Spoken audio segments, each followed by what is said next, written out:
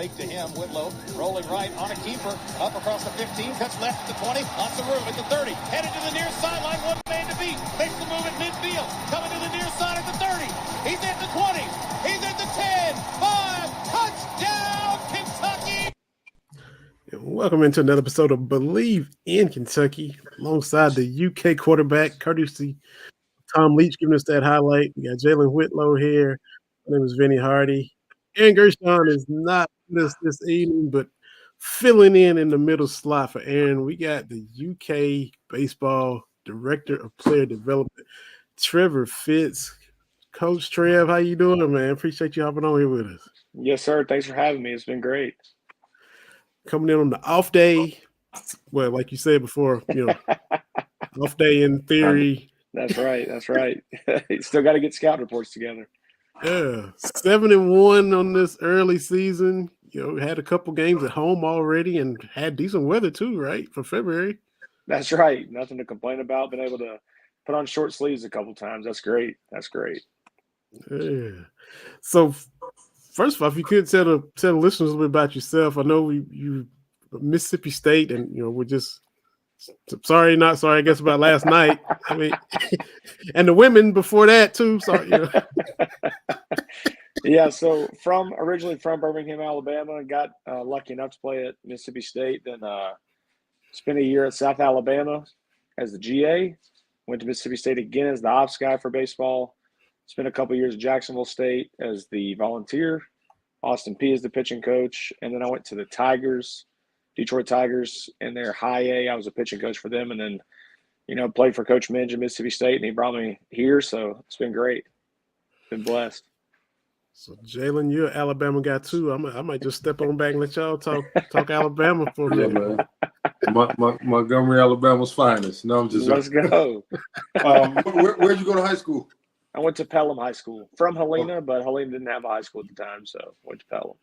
Okay. Yeah, I know exactly where that is. Yep. I went to Prattville High School. Graduated from Prattville, man. I originally, like I said, originally from Montgomery, I went to Jeff Davis to start. Yeah. Ended up at Prattville, man. I know a lot of people in the Birmingham area. Got a good friend that went to Hoover. Got family members that live in Alabaster. I got former teachers from Prattville High School that now teach at Pelham High. So I, pretty familiar with the area, man. Yeah. It's good to have another fellow Alabama. No doubt. Now look, man, both sides of my family came from Alabama to Kentucky. No, that counts, man. That counts. Count it. Yeah, you in, man. You in the game. My dad's from Leeds. So my mom's dad was from Marion down in Perry County. So I mean, I've been to Selma. I'm just like, I got a lot of family from Selma and still in Selma. Trevor, when Jalen said he graduated from Prattville High, you went, ooh. So what kind of ooh was that? What did that mean? That's a big high school. Like a lot of good players and a lot of sports from there. So I played with a guy. He was a catcher and went to Shelton State. So I know about Josh Lovelady. Oh, okay. Yeah. That's we graduated the same year. How about that? Yeah. He actually played football. I transferred there my sophomore year, the very end of the sophomore year, right before spring ball. And he played football, I think, the year before that. Yeah. And I think he ended up just being a baseball guy. But yeah, he was, everybody liked Josh, man. Good dude. No question. Good stuff, man. I'll just step back and let y'all catch up on Bama, man. Sure. Isn't there a baseball coach named Josh Lovelady somewhere? Yes. I want to say he was even at Hoover for a stretch. Could be wrong. On that part, but it's a college coach whose name, at least he was in college, whose name was Josh Lovelady. He was maybe, I don't know if he was at Mississippi State. I don't think he was somewhere in the SEC at some point. Yeah. And, it was always funny because I was like, man, I know somebody named Josh Lovelady. But yes, yeah. And Coach, too, you played at Mississippi State, pitcher, said you got the ball in game 1 of the College World Series. Talk about that too, man. That's right. I shouldn't have. Let's say that, because we had a guy that was hurt at the time named Brandon Woodruff, and he's, all-star in the MLB and stuff like that. So it turned into me because I, was available, and I gave the team a chance to win. Ultimately, they gave the ball to me because there was a guy in the bullpen named Chad Gerardo, who was an All-American. It was like striking out what seemed like every player that stepped up there. And he hadn't started since he was a freshman. So Fitz isn't going to mess the game up. Let's hand him the ball. We can give Chad after that. So I was like an opener like they do in the MLB now, and it was a blessing. I'm a question for the rest of, Mississippi State history. He was the first person to start a national championship at any game in any sport. And I guess you could say that's me, but, it was a cool experience and can't ever take for granted pitching in front of 27,000 people. So it was cool.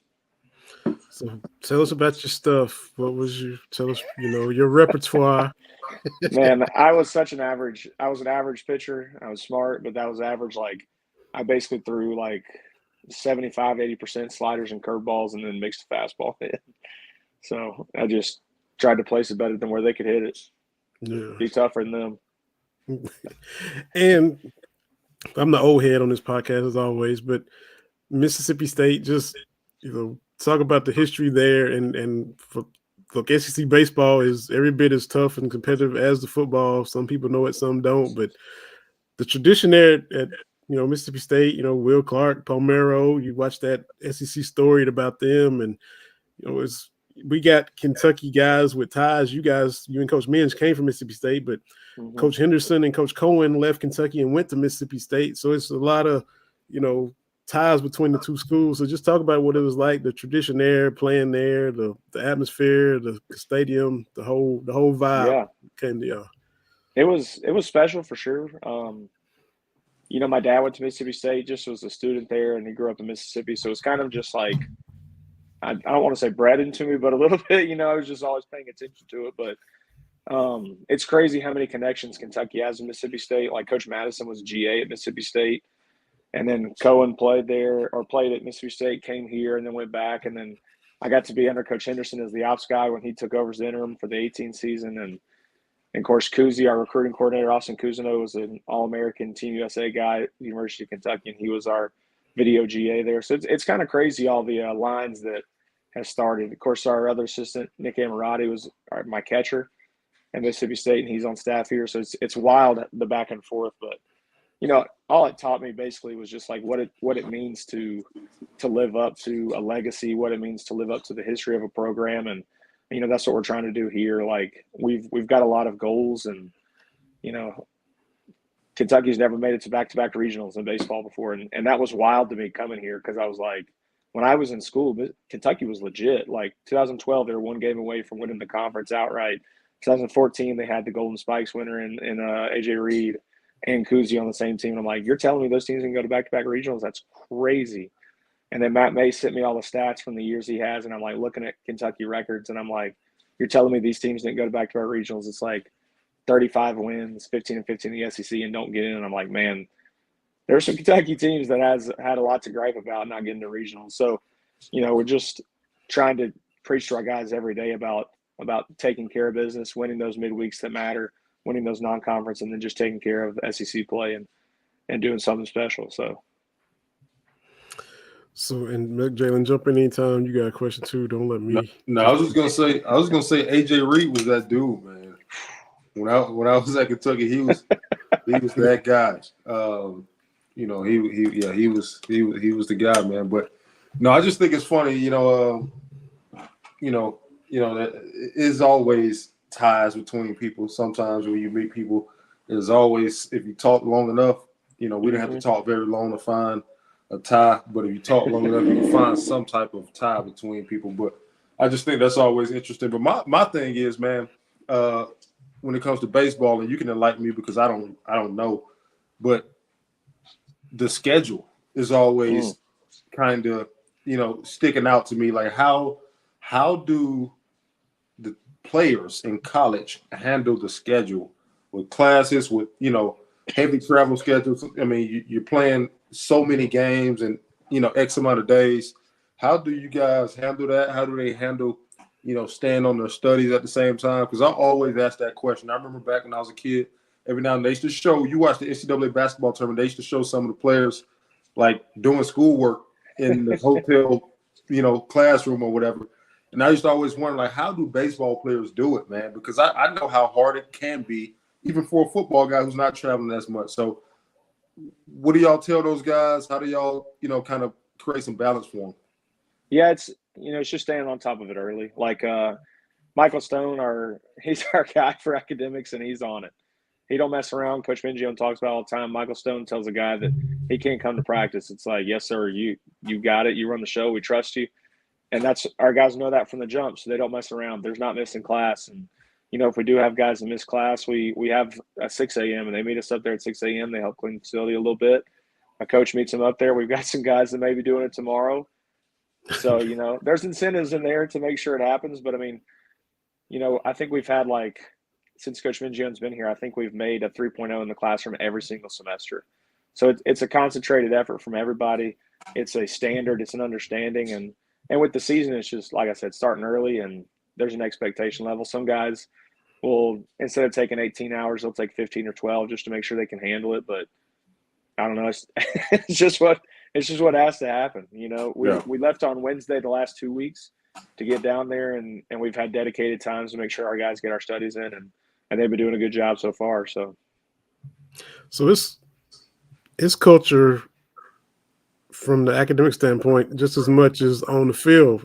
It sounds like you got to implement it that, hey, this is the way it's going to be. If you're going to be part of this team, you got to handle business across the board, right? No question. And it can even start in high school because, we're a sport that has partial scholarships. So a lot of times our guys try to pay their extra way with academic money. So, just help getting guys with high GPAs or high ACTs from the jump also helps. So that, for guys that maybe don't have it or need a little more help, they don't have to deal with the burden as much. But, it's definitely a culture from the jump. Our guys know what they're getting into when they start here. It's cat's hours the whole time. It's 8 hours of study hall as a freshman, even though you don't think you need it. And then next thing you know, it's like, wow, I'm glad I had that because I was not prepared, So it's a culture from top to bottom for sure. So I saw you on Twitter. I think you were prepping a Boston Bud or a pork roast or something. What are all the duties of a player development director consist of? Because that's that's definitely not in between the lines. No, our managers are so great. All of them, but one of them catch bullpens. And the guy that doesn't catch bullpens, he runs all the video for us. He's cutting it up so that we can watch the games 2 hours after it's over and stuff like that. So I just, I was just sitting there talking to our guy, Jeff, who's over all of them, and he orders everything for us.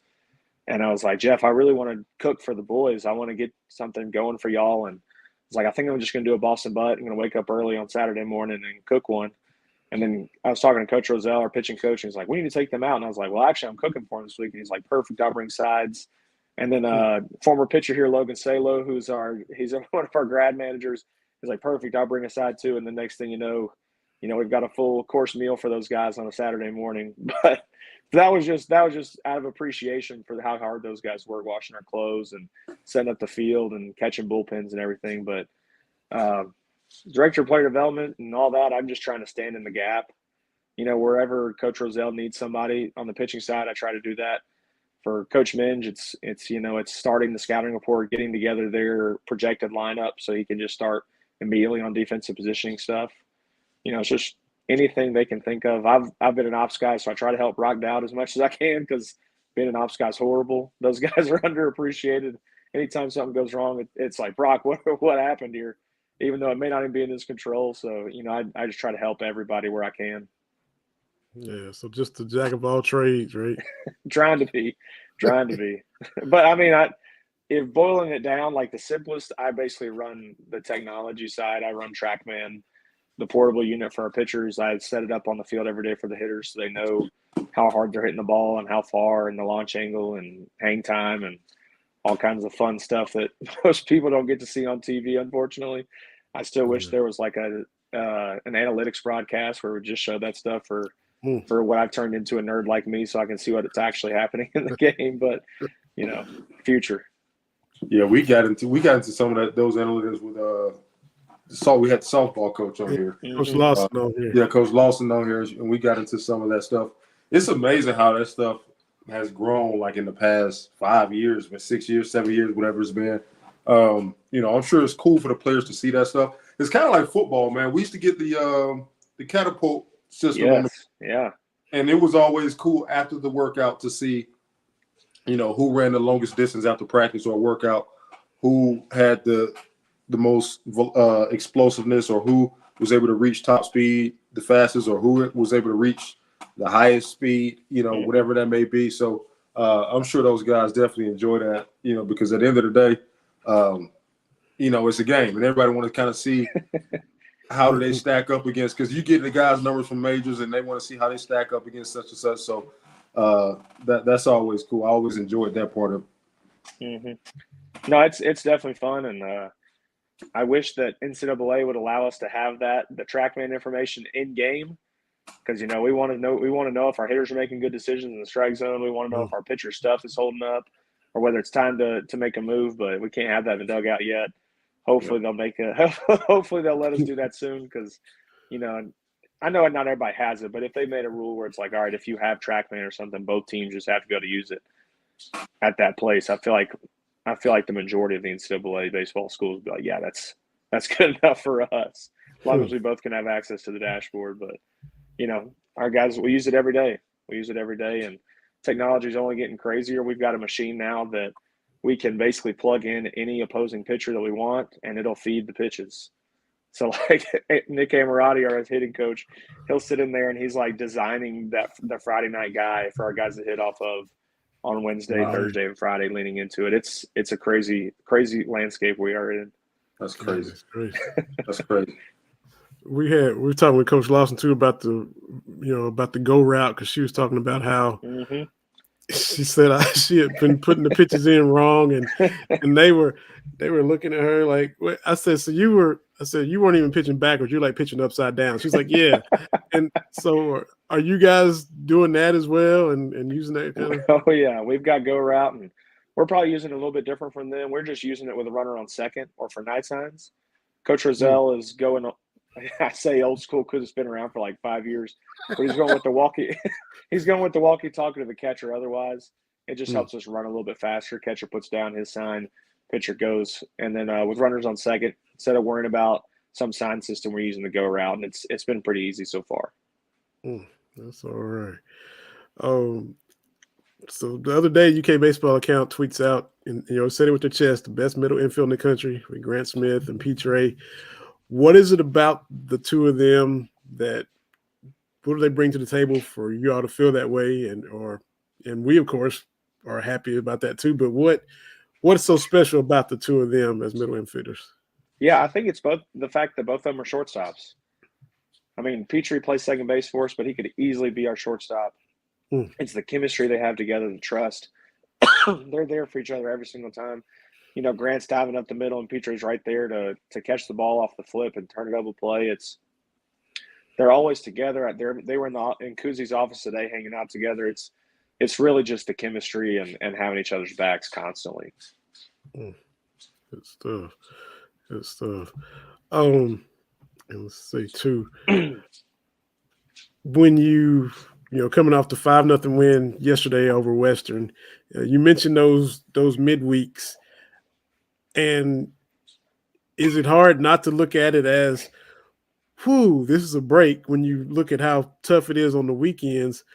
But then, they're like throwing their ace trying to beat you, and you're not throwing your ace. You're saving your better horses for Friday, Saturday, Sunday. So how difficult is it to kind of maintain that intensity when you sometimes maybe going into it with one hand behind your back because you're saving up and they're going all in?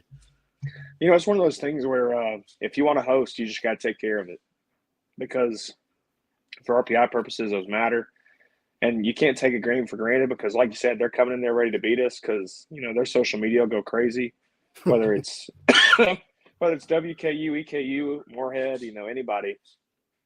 when they beat SEC schools, it's a big deal. When I was at Austin Peay, they beat Vandy a couple years before them, and those guys still talked about that win like 3 years later. So it was okay, the challenge that we give our guys for those games is we have to be more excited than they are.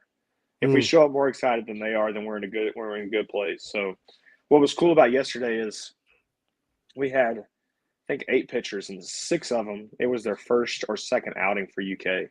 Oh, so it was pretty cool to see them get out there and have success. And Coach Rozelle does a good job of putting those guys in a good position to have success. So it's just for them to execute at that point.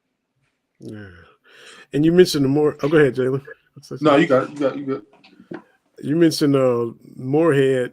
Home opener. Midweek again.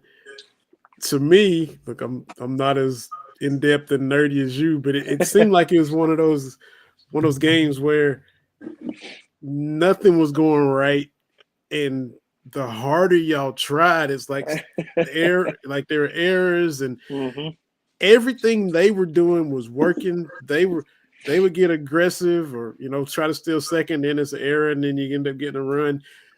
We had the fly ball, throw them out at the plate, double play that ended a chance to get runs.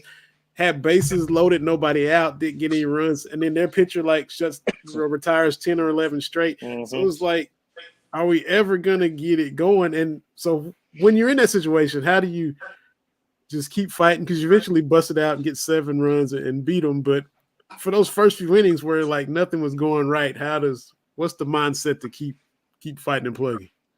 That's baseball. You got to play all 9, just like every other sport. You got to play to the final minute. So for us, it was like, we know what we can do on offense in terms of, we're not hitting like we want to. We know how to score.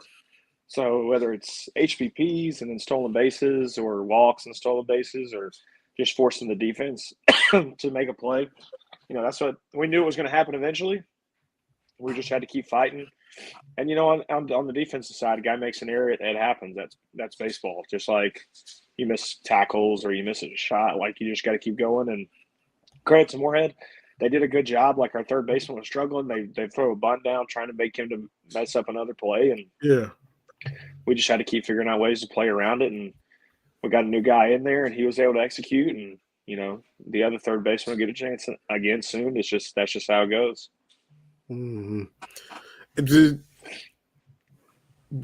Since it's so early in the season, was that something where you know what you have, but yet you haven't seen it in game situations where you're like, okay, we can really get a good look at some adversity against an underdog? Is that something to build on going forward, or am I reading too much into that? It's such a long season. For the coaching staff, it's a good thing to see, but for the players, they're just like, oh, we had it the whole time. And that, that's how you want them to be. You definitely want them to be confident and know they had it the whole time. But for the coaching staff, it's definitely a thought where you're like, okay, I'm glad to see our guys, struggled and still figured out a chance to win.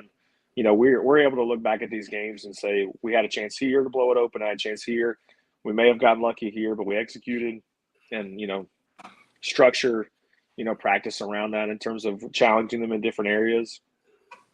In practice, we can roll ground balls to third base and on the clock and put them on a team challenge. We start every practice off with a team challenge. So that could be a team challenge for us, so that the pressure's there and see how the guys respond.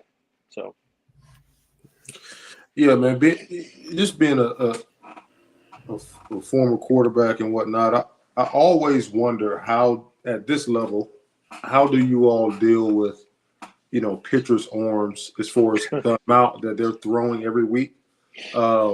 What's that like in a normal, just an average week during the season? What's that like for a pitcher? Is he throwing every day, throwing bullpens every day? Is he taking 2 days off in a week? Is it just by is it kind of based on that person specifically? How do y'all handle that? Yeah, it's yes to everything. Because, they all got different roles. So our relievers, it's, they're throwing one day and then they may pitch one day and the next day they take completely off, no throws. And then they could be back on the mound the day after that. For our starters, it's much more regimented. They got a start day. The next day they run and they play light catch. Then it's a day off, and then long toss, and then bullpen, then day off, and then light catch, and then pitch again. Coach Roselle does a great job of structuring all that for the guys, and then our players have a little bit of wiggle room within that to say, like, hey, my arm's hanging a little bit. I don't want to really throw a bullpen today, so they'll just play catch instead. Or, hey, I'd rather play catch this day and take the next day off. So they have the ability to go in there and say, I'd like to structure it this way. But he puts together a really good plan for them, and our guys have responded well. And on top of that, we have we have more great technology called the Arm Care app. And they do this shoulder testing every week. And we get scores based off of that, and we can read them as the season goes. So, if a guy's score continually is down, we can give them a week off, or we can, take off from their throwing to help them respond better. I know they started using it for like 5 or 6 guys last week, and that's how Darren Williams was able to really finish strong down the stretch, because they kind of lightened up several of his outings weeks before, the SEC tournament and the regional, and he was able to finish really strong. So it's been good. Wow. Ooh, yeah, I just always wondered that. And even to take a step further, like when it comes to, arm care, in the weight room or with the trainers or whatnot, I'm sure this is specific to every person as well, but just generally, or you can go back how you kind of handled it when you were playing. Like what was your routine when it come to band work and, cupping or just getting stretched or getting massaged? Like, how did you all, what was your method to take care of your arm, make sure you feel the best every time you get out? Yeah, I mean, like you said, it's definitely different for everyone. But, in my personal opinion, this is like the lame, not college answer, but it is like the best 2 things for your recovery is sleep and water. And as we both know, for college athletes, at times they're not going to want to sleep because it's video games or anything else. And with water, it's like that's the lame thing. They want to drink anything else but water, whether it's energy drinks or anything else. It's like stay on top of it. But, our guys are doing bands every day. We're doing a lot of weighted ball stuff. What we've come to find out is, through a lot of different research in baseball is like 5 ounces is not the be all end all. So throwing heavier implements and lighter implements really helps the arm be strong. So we have our guys do that a lot. We have a lot of reverse throws. We do a lot of back exercises to help protect the decel muscles, because your arm's only going to be able to go as fast forward as it can slow down. So we have a lot of, it's evolved over time. I remember when I was in high school, it was just J bands. When I got into college, it was just J bands. And then it was like the year after I graduated, like 2016, next thing you know, everybody's throwing weighted balls like crazy. And I was like, I got to learn this as quick as possible. And now, like, it seems like everybody on the staff is doing some kind of weighted ball. And then it's not like we require it. It's just it's what they've grown up doing at this point. So we've got to stay on top of them, make sure their mechanics are right, because, I mean, like if you picked up a heavier football and you're throwing it different than you would throw a normal football, like it's either going to create bad habits or it's going to create stress on your arm that you don't need. Right. So we just try to stay on top of it as much as possible. We actually have a choice day every week, and a lot of our guys actually choose to throw the football, which is funny. You'll start seeing routes every once in a while and stuff. So yeah, man, it's crazy. It's funny. I was just the other day I saw a kid who was at the field. Big kid. I could tell that he was either a quarterback or a pitcher, and he was throwing the hell out of a football. And I asked him, I was like, where do you play quarterback? And his dad was like, oh, yeah, he pitches. And he told me that pitched some high school kid. And he was throwing the football better than, 99.9% of the high school kids I've ever seen. So, he was breaking down to me like, and I see a lot of those guys at the field. And even some of the outfielder guys, they like to toss around the football. Oh, yeah. I stopped playing baseball in 9th grade. So back then, this is 2008 or whatnot. So we weren't doing any of that stuff. We had a coach who was kind of, into the band work and whatnot. And, we were hitting, basketballs. It was just trying to develop power as a young kid. But, we weren't, it wasn't that deep. And I've been out of the baseball thing for so long. I always was, just curious, man, like how do those guys take care of it? Because there's, obviously the season is long. You're playing a lot of games. And, I've been in times in football season where my arm felt like it was about to fall off. So I could only imagine, a pitcher, at that level. So just curious. Yeah, and the weighted ball stuff's crazy because, like, of course, I follow the accounts that make them. And they'll start tweeting out when the NFL guys have their weighted balls on the sideline, getting them loose and stuff. Like, they'll show Patrick Mahomes using them. They'll show Bryce Young using it. And I'm like, this is crazy how it translates. But, anything to protect the arm, and people are going to give it a shot. So it's pretty cool. Yeah, man. Yeah, absolutely. I had a thought too. I'll better come back to it. But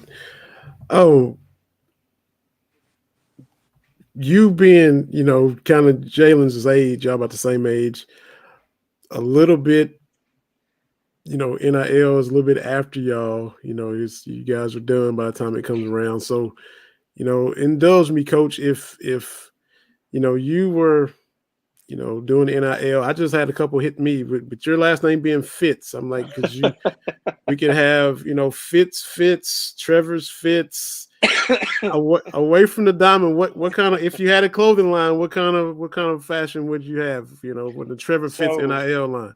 I've thought about this. My NIL stuff would have been about my beard.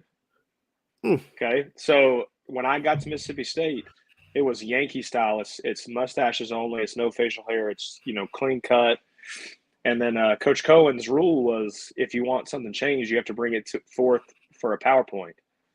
And I was like, well, I was going to do it as the Christmas gag gift exchange and do it in front of the whole team and surprise them. And Coach Minge found out, and he's like, hey, don't do it that way. Don't surprise them. So then I do it for real. I go in there and I do it, and I make this whole PowerPoint. You can find it if you Google Trevor Fitz PowerPoint. But basically it's like, why will having beards take Mississippi State to the College World Series? And I photoshopped beards onto the coaches and all kinds of funny stuff. And so Cohen comes back and he's like, all right, y'all can have beards as long as you win the weekend. So then I became some beard guy out of nowhere. And we went to the College World Series. We played for the national championship. And so my NIL stuff would have been all about the beards. We get to Omaha, and my NIL, my name, image, and likeness is basically literally being ripped because people are doing shirts with beards and Mississippi State beard. And it's not my face, but it's it's Mississippi State hat with the beard. And that's kind of my thing at the moment. They're ripping it, and good for them, make all the money you can. But now that we have NIL stuff, I'm I could have definitely had some beard oil going, or at least some shirts. Exactly. Man, and I have to Google that PowerPoint when I get done now, man. I gotta. It's the most basic PowerPoint of all time, but when your team does what we could have done, and you have a PowerPoint like that, it all goes crazy. So y'all got Kennesaw State coming up next. What are y'all expecting from them based off of the research and looking into them, and what kind of squad they got? What kind of game we expecting from them? Well, not a lot of people outside of the program understand our schedule at times, but Coach Minge and Brock did a lot of research and tried to figure out why we were missing regionals when we had good years. What's the deal? And it was all about this RPI. So they made this schedule based off of it, and that's why we started off at USC Upstate. That's why we went to Carbach. That's why we've got all these different midweeks that you're it doesn't really make sense. Why are we playing on the road so much? We're an SEC school. We should have more people in town. But, just simply put, the wins mean more on the road. They're worth more points at the end of it. So we have to play these good teams. So our players have started to understand there's no cupcakes on the schedule. There's a lot of good teams that we're going to play, and we're going to do our best to win. And that's going to put us in a better position at the end to make a regional. So, when you look at whoever it is on the schedule, whether it's Kennesaw State, whether it's Lipscomb or EKU, these are schools that have had a lot of success in the last 5 years. So in theory, they're going to have success again this year. So our guys know we better show up ready to play. So, that's kind of what goes into it. We'll start doing our scouting reports and stuff like that. But at the end of the day, we know this is a very successful program. And so we better bring our A game to be ready for them. Makes sense. So, we talked at the beginning, all the Kentucky teams that hadn't made back-to-back regionals, and you're well aware of the history of the program. So why is Kentucky in a position to kind of change that this year? Based on going to a regional last year, why are they poised to now back-to-back and kind of keep it rolling this time around? I think it's a lot of different things. I think it's the way that our roster's built. We've done a really good job of mixing freshmen and transfer portal guys. And in this day and age, you can't live on too far of either side. You can't go only freshman route, and you can't only go portal route, in my opinion. And I feel like we've done a good job mixing. And I think it also has a lot to do, again, just going back to it with our schedule structure, making sure we're playing those good teams that are going to take us there. And then I think it's our players. They understand what it takes to get there. They understand every step it takes. And, it's not taking anything for granted, and it's just getting after it on a daily basis. I think that our coaches have done a good job instilling that. And, Salo and Kuzi were played in an era where they should have made some back-to-back regionals. When you look at their schedules, you look at their records and their SEC records, it's like, man, they really got the short end of the stick, and they speak on that all the time. They talk about how important those midweek wins are, because when they were in school, they kind of took it for granted, or they didn't take it as seriously as they should, because they just thought they could show up and beat them. They probably should have, but that's how you get beat, when you show up and you're not completely 100% in the game. So I think we've just got a lot of experience of, Ryan Hagenau and Devin Burks. They've been on those teams that struggled, and they've been on the team that went to a super regional, and they don't want to go back to the struggle. Being that super regional team is a lot more fun than being the team that misses the regional. So, we've just got that good mix of guys who know what it's like, and we've got a lot of guys from the transfer portal that are consistent regional guys, like Don Nyman from Central Connecticut State, went to a regional 2 or 3 years in a row. Cam O'Brien went to 2 or 3 regionals with Campbell. So we've got a lot of guys who have that experience, and we got guys that they want more. They want more of that experience. So I think it's a good mix of a lot of different things that are going to help propel us to continue to have success. Who was your favorite player or players growing up in Birmingham? Birmingham's that crazy area for baseball. Well, really for all professional sports, because we could pick whoever we wanted. I didn't want to be a Braves fan because everybody's a Braves fan, and that was lame to me. But my favorite pitcher was Nolan Ryan, and then I loved Barry Bonds, and I still do. I'm like, Barry Lamar Bonds deserves to be in the Hall of Fame, in my opinion. Maybe a hot take, but it's like we already know there's other people in the Hall of Fame that have taken steroids, whether admitted or not. So it's like, just let Barry, let Roger, let Palmeiro, let these guys in, because when they were taking it wasn't illegal. Like it may be frowned upon now, but it wasn't illegal at the time. Like, let's just let him in. But so yeah, I love Nolan Ryan just for, he buzzes the tower on the guy and then beats him up when he charges the mound and striking everybody out. And then Barry, because what are you gonna do? He's like most intentionally walked player of all time. He was incredible hitter. Yeah. Definitely. I'm going to steal your question, Jalen, when Coach Lawson was on here, with the schedule, and, they play 50 some odd games just like you guys do. How do you Jalen, you asked Coach Lawson, how do y'all find balance when, you got to grind, but how do you find balance on an off day or on a road trip and all that to kind of just mix in some lightheartedness or a little fun or whatever? How do y'all approach it? Yeah, I think our guys ultimately do a great job of it. We don't have to worry about it too much, because they understand, in those times in the stretch line, you can be serious, but you can kind of joke around, and our guys, they love it. I remember in the fall, we're a little bit different in the fall. We practice in the mornings, kind of spring training style. And I'd go in the locker room at 1, we're 3 hours post practice, and I'm like, what are y'all still doing here? And he's like, what else we're going to do? We're hanging out. And I'm like, let's go. That's awesome. So I think it's a lot to do with just our guys want to be around each other. And, when you're doing stuff you love, you don't have to worry about making it fun too much, just because it already is. And our guys will clown on each other whenever they can. So we're doing a drill and somebody messes up, there's a serious moment of getting it right, but then after they come off the field, everybody starts cracking on them. So it stays plenty fun. But the key is to find ways to make sure we're not getting too much out of them, because it's not like football and basketball in terms of the physicality or the running up and down the field, but our guys are still on their feet for 3+ hours on game day, and that'll zap you regardless of if you're on the field or not. I remember the first weekend, I was like, my back is killing me, and I'm literally standing in the dugout. So it's just one of those things of trying to find ways to either get them off their feet or make sure they're not, standing around too much, but not taking out too much of them when they're moving around. That old Mickey Mantle line. This ain't football. We do this every day. That's right. That's right.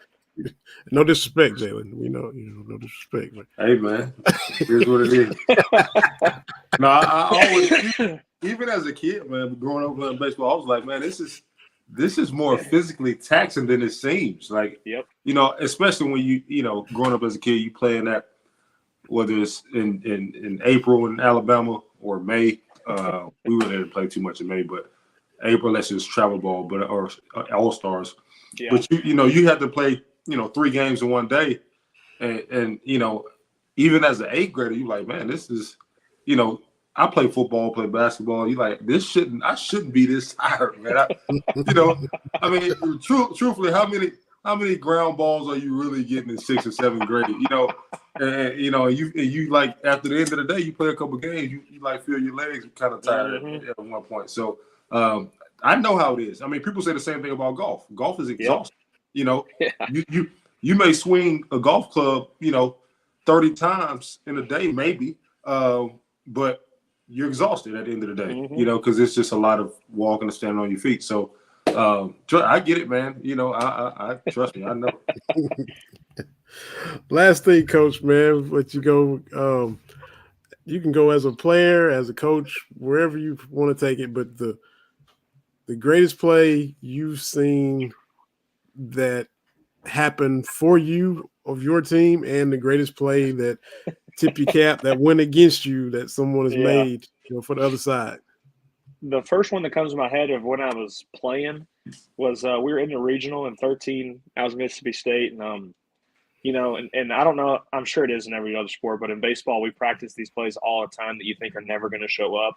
You've got like 5 bunt defenses, and you're like, oh, come on, we're gonna run regular every time.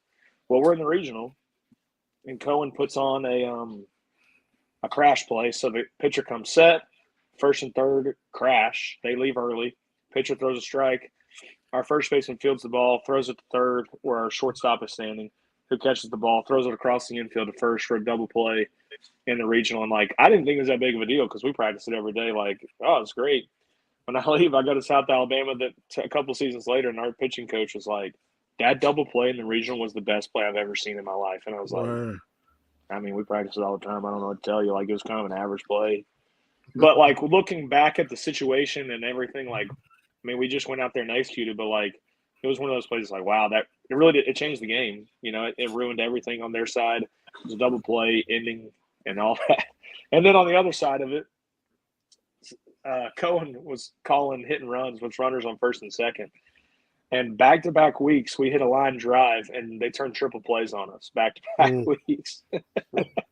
And that's it didn't change the season, but it was one of those ones where it's dang, you don't see triple play very often. We just hit into 2 in back-to-back weeks. Yeah. So. Yeah, too deflating, man, I guess. It is. Well, man, we looking forward to the rest of the season, the resume building portion, and then when you step on into SEC play, where it's every weekend it's a grind. So looking forward to it. Gotta get up to Kentucky Proud Park and see y'all, and appreciate you giving us some insight as your playing days, the current team now, and the way you guys are approaching the season, and looking to stack some regionals back to back. So, man, thank you so much for hopping on with us, Trevor. Yes, sir. Thanks for having me. Appreciate you, man. Yeah, man. And appreciate the Alabama talk too, man. Glad y'all got that in. That's right. Gotta get it in. Gotta get it. Gotta get it. Hey, well, one day I'm gonna come up, man. Hopefully get a chance to chop it up with you. Come to a game or something. Come on. Get out there and throw the football with us. Hey, man, I would love to do that. Love to do that.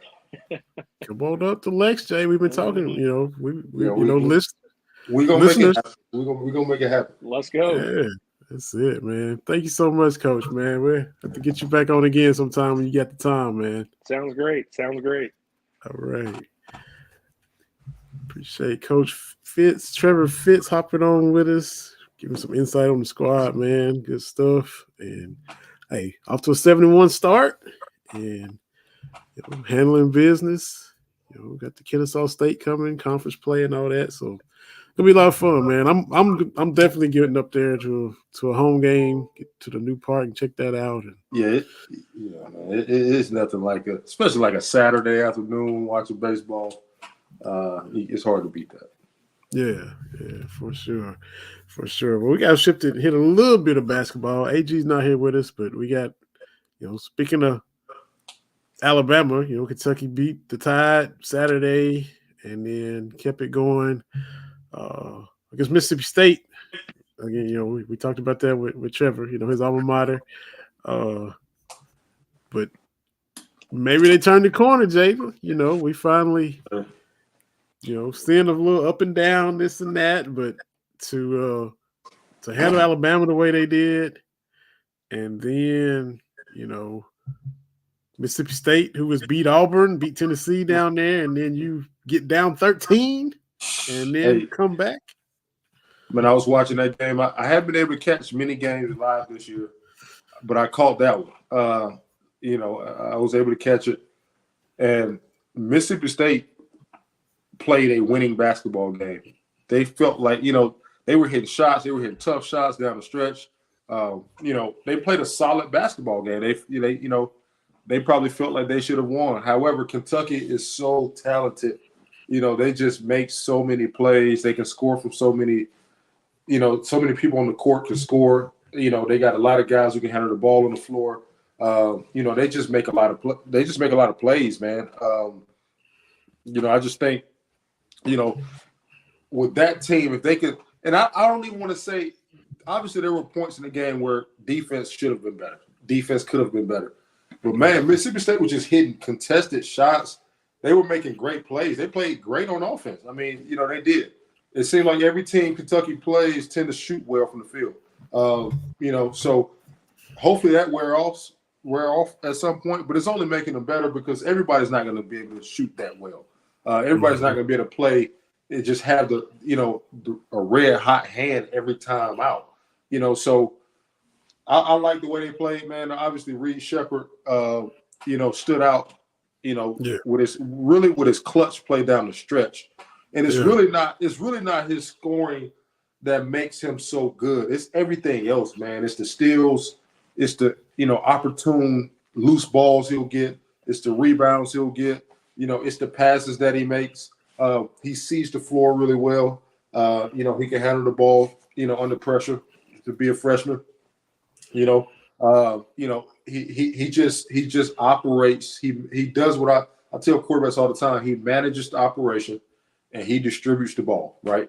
Those are two jobs that you must be able to do in basketball and football if you're on the court, especially if you're handling the ball all the time in those sports. So he does that extremely well, and he plays really.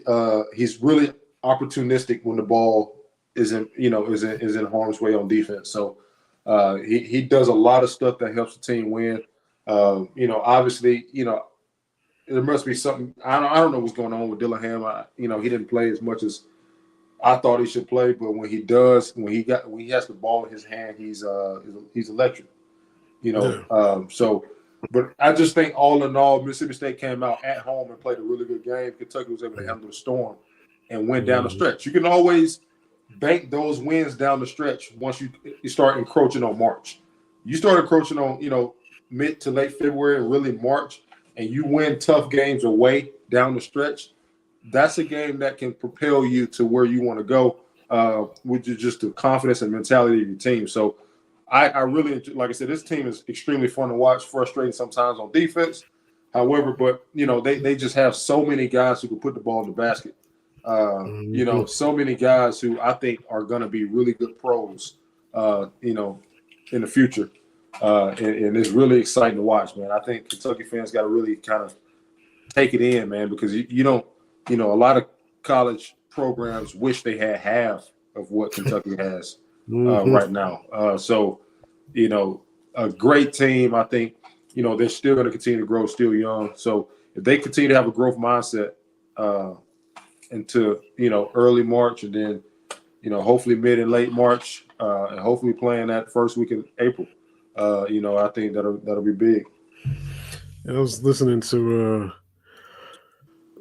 was it Chin Coleman, the assistant coach. He came on a day or 2 days before, kind of previewing his little press conference, previewing Mississippi State. He kept saying this is going to be a completely different game than Alabama because, Mississippi State actually plays defense and they're physical, and it's not going to be, just a track meet up and down like the Alabama game was. It's going to be a lot harder. And it was. They came out and punched Kentucky in the mouth, and Tolu Smith was killing the 7-footers. He was just a couple little shoulders and poop, carving out space and getting easy buckets, early. And before you know it, it's 14-3. Mississippi State, like you said, they played a winning game and they jumped on them. But he said, and, we kind of, it was critical of Cal for not doing his stuff, and not doing his obligations. But I don't know, maybe he just articulated it a little bit different. Because I think I try to be realistic and not, super optimistic or, a home super, try to be realistic and objective as possible, even though I'm a fan. And I was to the point where like, yo, man, we like 22 games in and we ain't guarding nobody and this ain't getting no better. And so I'm like, okay, now, I'm not in practice, but I'm like, we scoring 95 points and losing. And, we can't stop nobody. You're losing, giving up all these points and wasting all this offense because you're not stopping anybody. It didn't look like they were ever going to tighten it up even a little bit defensively. But he said something to the effect of, we as coaches still know where we need to grow. We were patient in those areas, and now we're starting to see that growth. And just as I said, that's they can say what they want or tell us or not tell us what they want. But as a fan, that was good to hear. Yeah. They see the weaknesses and the fact that they were patient and knew they could still grow there, even after 20-plus games that we've seen on TV. We're not at practice, but we keep seeing them get lit up on the pick and rolls. We keep seeing them get lit up from the three-point line. Keep wondering, like, yo.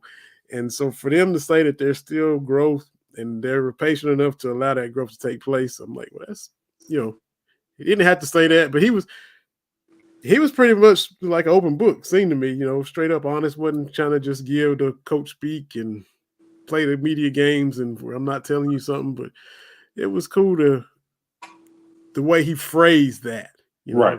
So that lets you know that, baby, there probably still is some room to grow. I'm not saying they're going to, start holding teams to 55 points a game. They're not built like that, but they know that they can still reach levels defensively. So that was good to hear.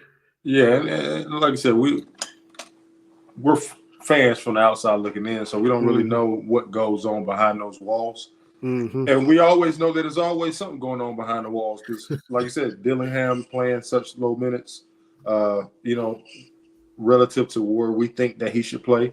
And, coaches are coaches, man. They're not going to tell you everything. Sometimes every now and then they'll just go ahead and say some things to get people off their back. However, there's always I never believe on any team that there's not room for growth. I just got done listening to was it Dave Canales just got hired on with the Panthers? Is that his name? He was just saying how with an NFL team with grown men in their late 20s and 30s and mid 30s, how they continued to grow throughout the season. And they went from averaging 76 yards rushing to 96 yards rushing. In the NFL, these are guys who've been playing the sport for a long time. And they were still trying to figure out what their guys were good at late in the season. And these are pros. These are really smart, really intelligent players and coaches.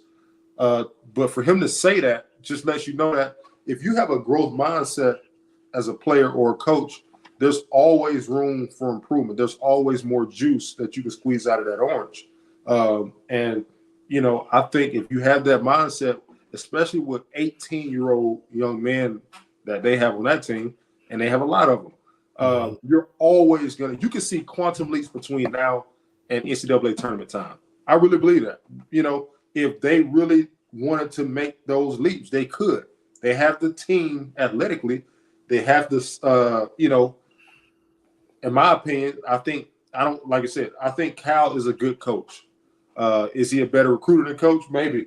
but he's still a good coach. He's still a veteran coach who's been doing this longer and probably know more basketball than we'll ever know. So they still have a lot of potential, even though people don't want to hear about potential in early March or late February. But there's always room for growth. Like, they could be in the SEC tournament and hit a new level that we haven't seen. So that can very well happen, especially with a team like this. And look, it don't take much for them to start playing a little bit better defense, and all of their ball players on offense start to really gain confidence at the right time. And they all start to, kind of synergize. When that happened, you can ask any coach in America, they would not want to see Kentucky, in a basketball. They won't want to see it because they can score from anywhere. They're playing better defense. They got ball handlers. They got passers. They got distributors. They got rebounders. They got size, right? So it could be one of those things where, you can start seeing teams that they struggle with early in the year or earlier. And, some of those teams get blown out down the stretch by Kentucky. If Kentucky really hit that stride like we know that they can, based on the talent level. So, I'm never in the dumps about a team not performing to where they want to go if there's, especially with 18-year-old young men, and the season is still going. So I think he knows what he's doing. He's like I said, he's veteran, he's seasoned. So he's able to slow process this thing. He's able to make sure this thing kind of slow cook, just like that Boston Button we was talking about. It takes time for that thing to get tender, man. It takes time. And, especially when you got 18-year-old freshmen who've been playing ball a certain way all their lives and been playing AAU ball, not playing defense, not really seeing the floor like they should. And you're trying to get them to play high-level basketball. It just takes time, and it's hard to do. He has a very hard job, even though it doesn't seem like that when you look at the ESPN rankings. When you look at the recruiting rankings, it don't seem like Calipari has a tough job. His job is extremely tough because he's dealing with very egotistical young men who've been always told how good they are. It's called a spade, and he's dealing with guys who need to tighten up when it comes to their basketball IQ and their willingness to play as a team, because that's not the case in this society anymore with youth kids. So it's a tough job. You know what I'm saying? They have a good record. They're trending in the right direction with the win Saturday and the win yesterday down the stretch against a team that's playing well, Mississippi State. Against a team that's physical, against a team that's hitting shots down the stretch, and you're able to hold on and get a win. You can't discount that. That's good. That's true. And like you said, with go back to the Alabama game, Justin Edwards, and every freshman is different. Anthony Davis comes in and lights it up from day one. Everybody doesn't do that. They all click. It all clicks for them at different levels, different times. People were fussing about Edwards. Why is he still starting? Why is he still getting these minutes? Why is he still playing him? Why is he still? And Cal kept saying, I'm sticking with him. I'm going to stick with him. Turns out he was going through some mental health struggles. You could see his confidence. You could see him on the court just kind of like overwhelmed. Like, I know I can do this, but why am I not doing like I think I should? And then he blows up and scores 28 against Alabama. Doesn't miss a shot from the field. I think he hit all 4 of his threes, hit 10 for 10 from the field. I think he only missed 1 free throw. He's like 4 or 5 from the line, 28 points, career high.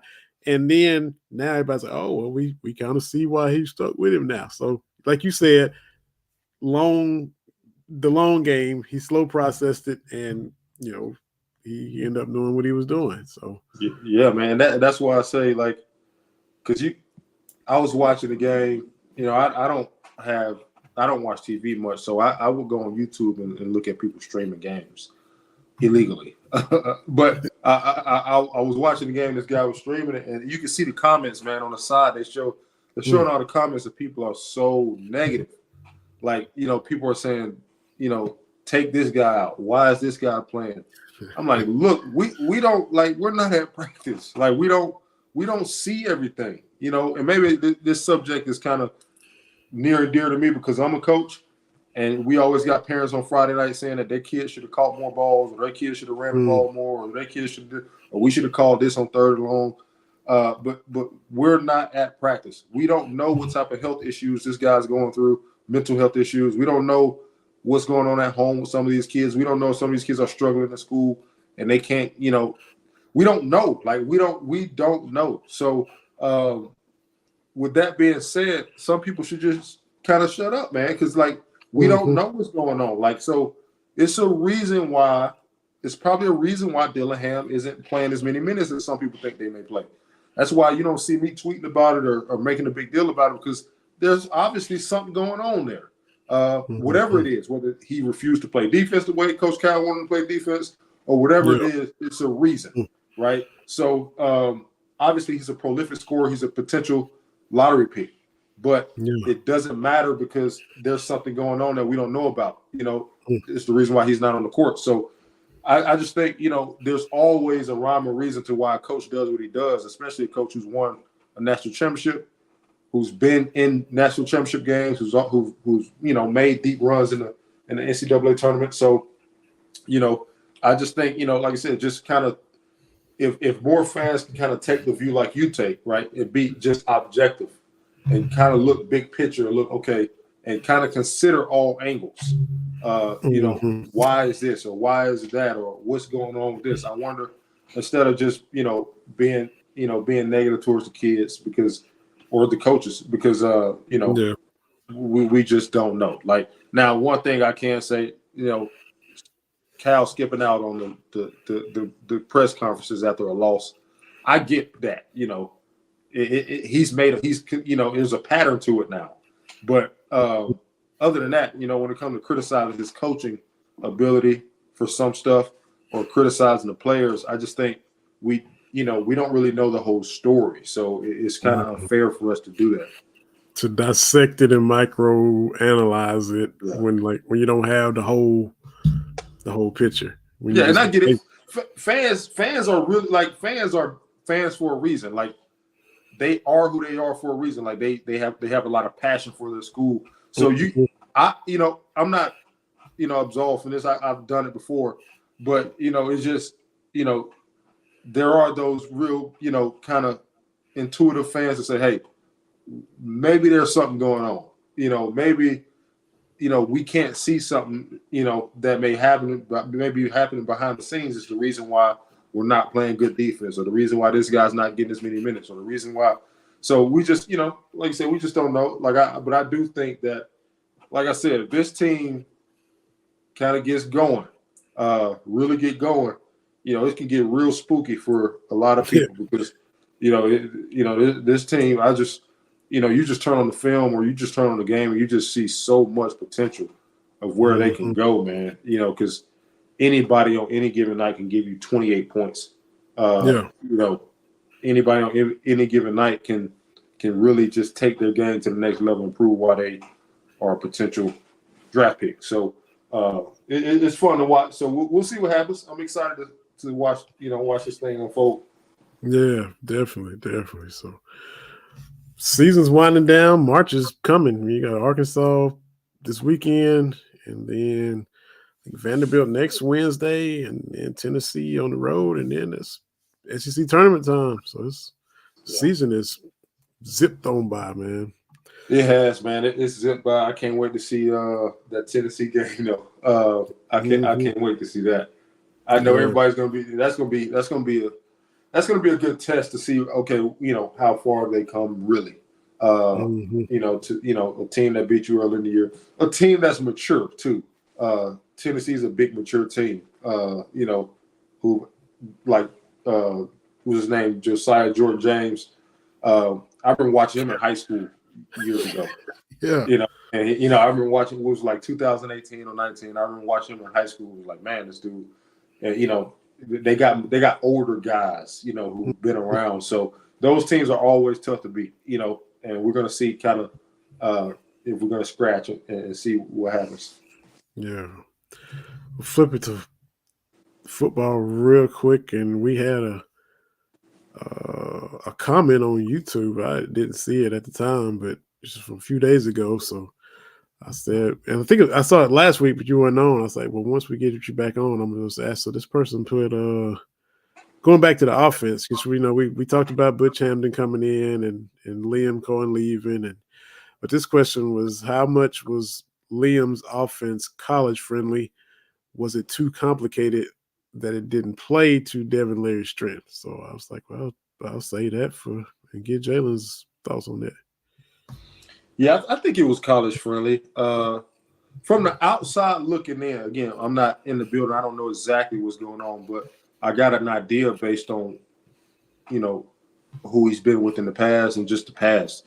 But it's college friendly. It's very versatile. It's very pliable. There's a lot that you can do in that offense, just like most offenses. However, obviously, there are reports out there and there's rumors out there that there was some type of, disconnect somewhere. If it's Larry struggled learning it, is it too complicated to learn?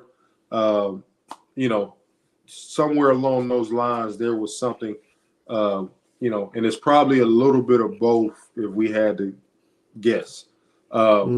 However, I do think, Bush Hampton, there's a lot of stuff that I like that he does. He's a lot more quote unquote collegey or college friendly with his offensive style. No doubt.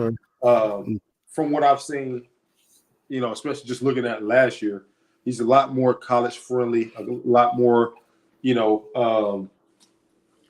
different paces, being able to huddle, play with some tempo, having some triple option type theories or concepts, a lot of movement passing, running the quarterback some, which we talked about on here, which I think is going to be big.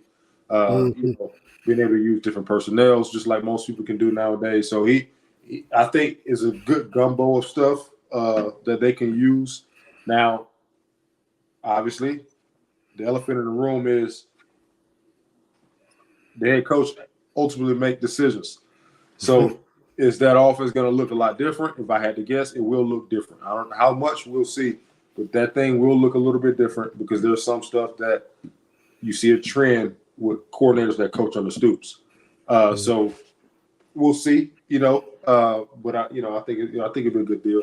But to answer that question, though, this offense coming up will be a lot more quote unquote college friendly.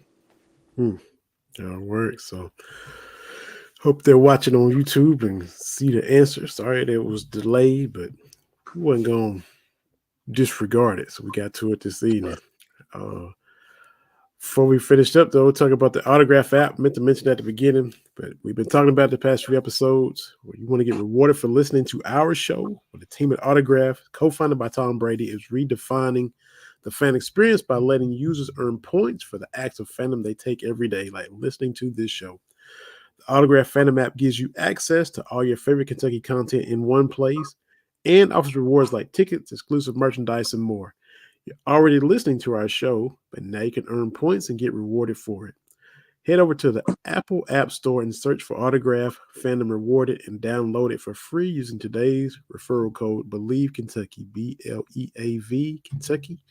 The link and code are also in our podcast description. So check out the app, get your points. They got the leaderboard. Every podcast you listen to, every article you read, you can move up in the rankings and get a chance to win all the rewards and merch and everything they're giving away. So it's definitely a cool app. Check out that Autograph app. Jay, man, had a lot of fun talking baseball with Trevor Fitz, your fellow Alabamian, and y'all got that in. And high schools and players y'all knew and connections and a small world and all that good stuff. And looking forward to seeing Kentucky baseball off to a good start, 7-1.